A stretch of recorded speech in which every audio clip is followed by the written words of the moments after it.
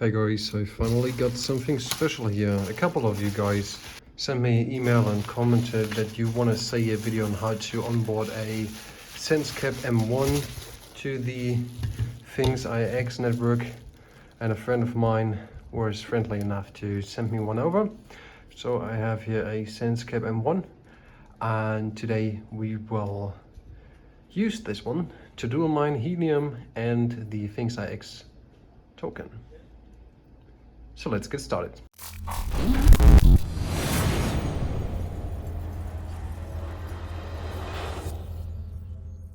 So let's see, the first thing we need to do is to actually get the SD card, because we need to insert this into our computer and do a couple of changes to the actual firmware that is on here,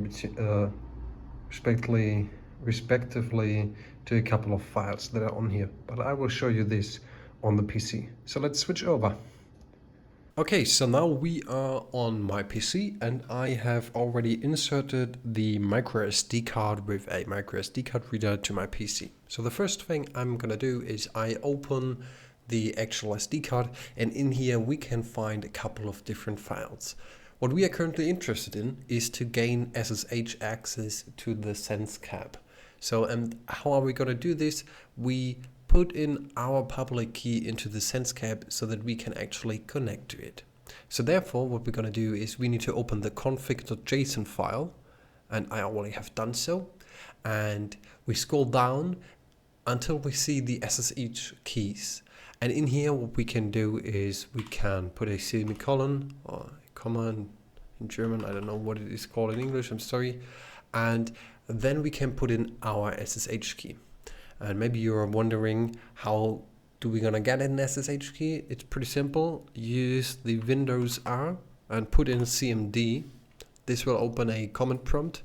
And what we can do in here is we type in SSH-keygen for generating a new key pair. And we wanna call this Sensecap.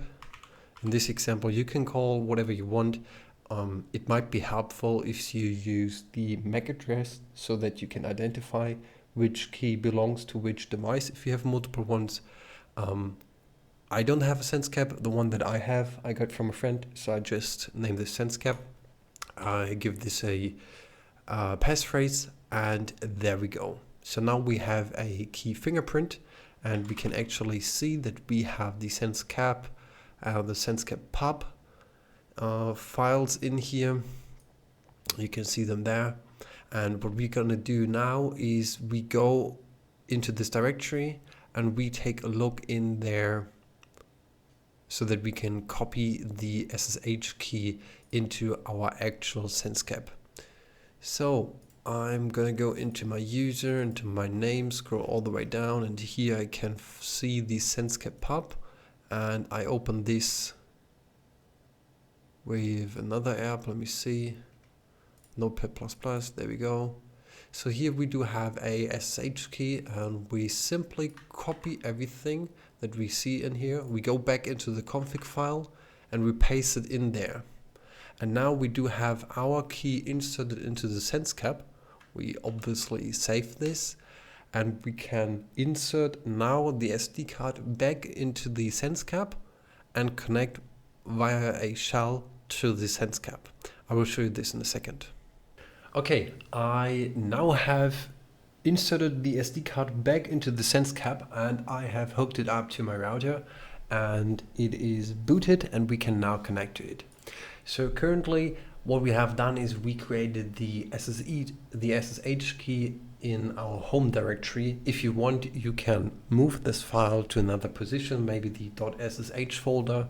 This is normally the appropriated folder for this kind of key, but for this educational purpose, I will just keep it in here. If I put in a quick command, we can see that the Sensecap and the Sensecap pub are still in my home directory of this user. And what we can do now is basically really simple. We can put in SSH and then root, add, and in my case, the IP address of the Sensecap in my local network, and after that we can put in a -P for the actual port that we want to connect to, and for the Sensecap it's the port 22222, so 5 times a 2, and then after that a -I, and then the name of the private key. In this example it's Sensecap.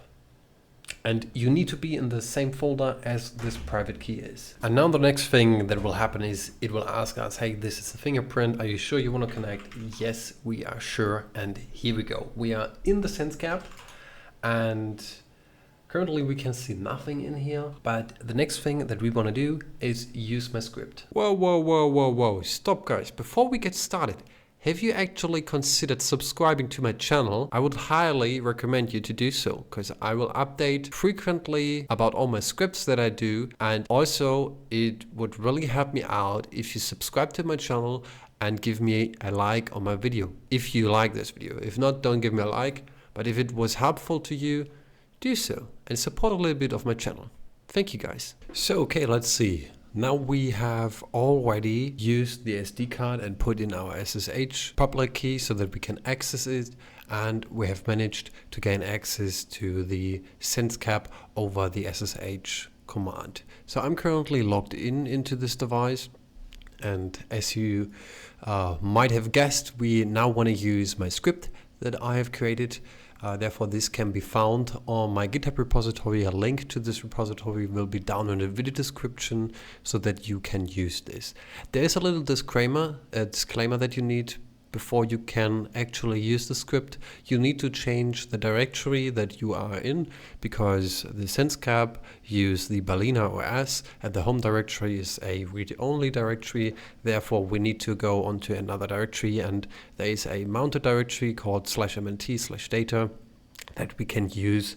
Therefore, one other thing that you need to be aware of is that the script currently has been written for the EU 868 Sensecap devices. So if you live in the European Union and you use the 868 frequency, you can use the script.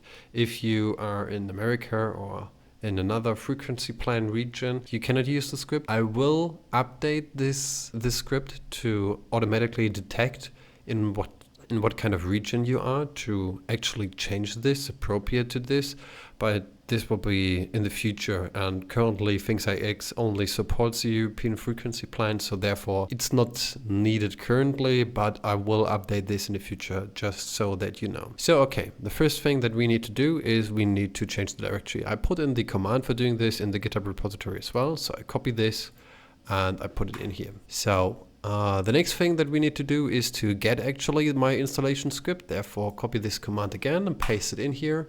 Now it will automatically download the script. Fine, quickly check it. Yeah, install.sh has been found. Now we need to change the script that it is executable. Therefore, we put in chmod +x install.sh.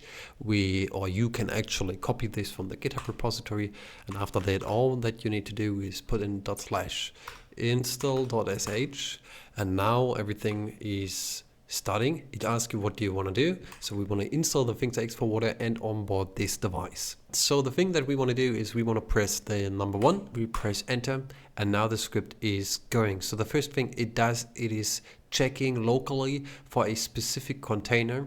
Probably the container naming is from gateway to gateway, a little bit different, but this script will actually find out what container it needs to go in and to change a couple of things. Because what we need to do is we need to actually change the global configuration file, and that can be found on the packet forwarder container in this operating system. So, and now we have downloaded the GVMP Mux and multiplexer so that we are able to mine helium and THIX with this device. And the second thing it downloaded was the actual THIX forwarder, and then it needs to do a couple of changes and restart the container. Now it is telling us what our local ID is, and it asks us to insert the polygon address. I will quickly grab a polygon address, 1 second. So now I can put in my polygon address, press enter, and now this device has been onboarded. And that's how simply it is to onboard your Sensecap M1 to the THIX network to boost a little bit of your profits and dual mine helium and THIX IX with the same device. I hope you guys enjoyed this video. If you do so, please give me a like up and subscribe to the channel so you don't miss out on further videos. See you on the next one.